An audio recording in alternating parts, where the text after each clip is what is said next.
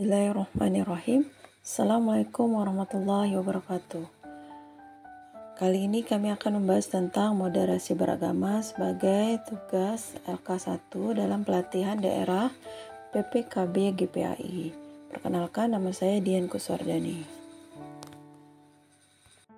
Pun pertanyaan pematik untuk moderasi beragama. Yang pertama adalah mengapa menggunakan istilah moderasi beragama? Yang kedua, apakah yang dimaksud dengan moderasi beragama? Yang ketiga, mengapa moderasi beragama perlu diinternalisasikan dalam pembelajaran pendidikan agama Islam?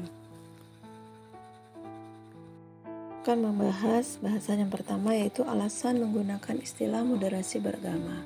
Yaitu moderasi adalah lawan kata dari ekstrim yang berasal dari masyarakat sendiri.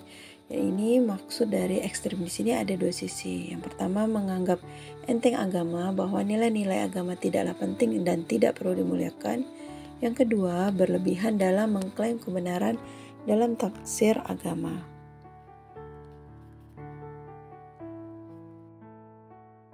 Suku, agama, dan budaya menandakan Indonesia adalah bangsa yang majemuk. Kemajemukan bangsa Indonesia dapat berpotensi menimbulkan konflik dan perpecahan apabila memiliki sikap intoleransi. Atas dasar hal tersebut, diharuskan adanya toleransi dan penguatan moderasi dalam beragama di Indonesia. Menurut Profesor Komarudin Hidayat, beliau adalah guru besar bidang filsafat Islam.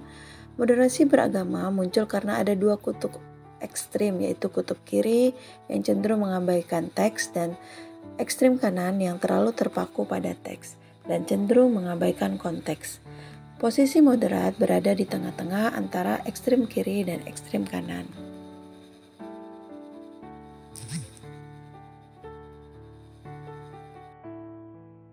Adalah yang dimaksud moderasi beragama.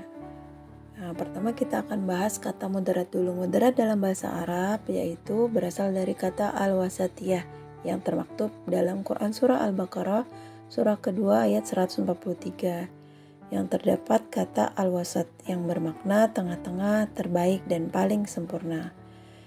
Selanjutnya dalam bahasa Latin, kata moderasi berasal dari kata moderation yang artinya kesedangan. Maksudnya adalah tidak berlebihan dan tidak kekurangan.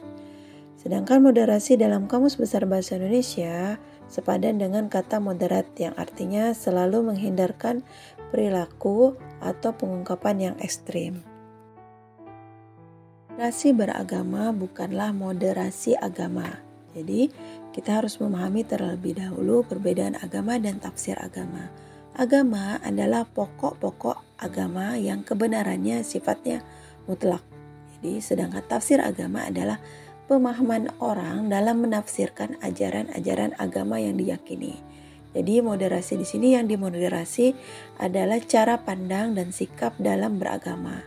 Cara pandang, sikap, dan praktek beragama dalam kehidupan bersama dengan cara mengejawantahkan ajaran agama yang bersifat esensial yang melindungi martabat kemanusiaan, berorientasi untuk kemaslahatan umum yang adil dan berimbang, mentaati konstitusi kesepakatan berbangsa.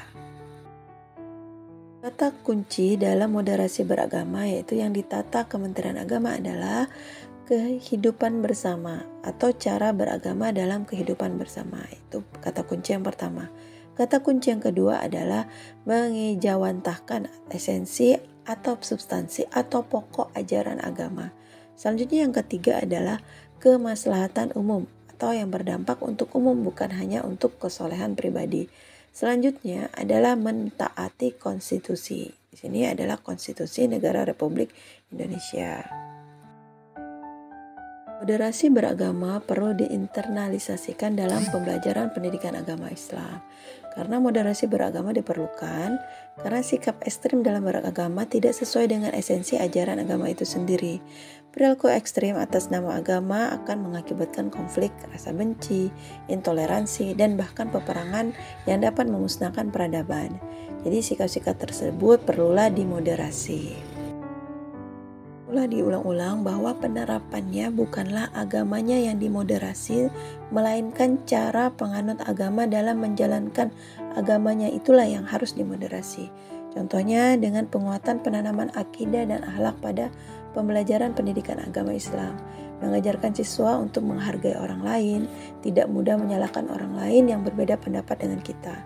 Selanjutnya, tidak memaksa penganut agama lain untuk mengikuti aturan agama kita, menghargai dan tidak mengganggu orang lain ketika beribadah, tidak merusak tempat ibadah orang lain, memiliki empati dan mudah mengendalikan emosi, menjunjung tinggi nilai kemanusiaan, menganggap semua manusia adalah saudara. Jadi saudara yang satu agama berarti saudara seiman, sedangkan saudara atau orang yang berbeda agama adalah saudara sebangsa dan setanah air, atau saudara sebagai sesama manusia. Alhamdulillah, demikianlah yang dapat kami sampaikan. Mohon maaf apabila dalam penyampaian masih banyak kekurangan. Terima kasih, semoga bermanfaat. Assalamualaikum warahmatullahi wabarakatuh.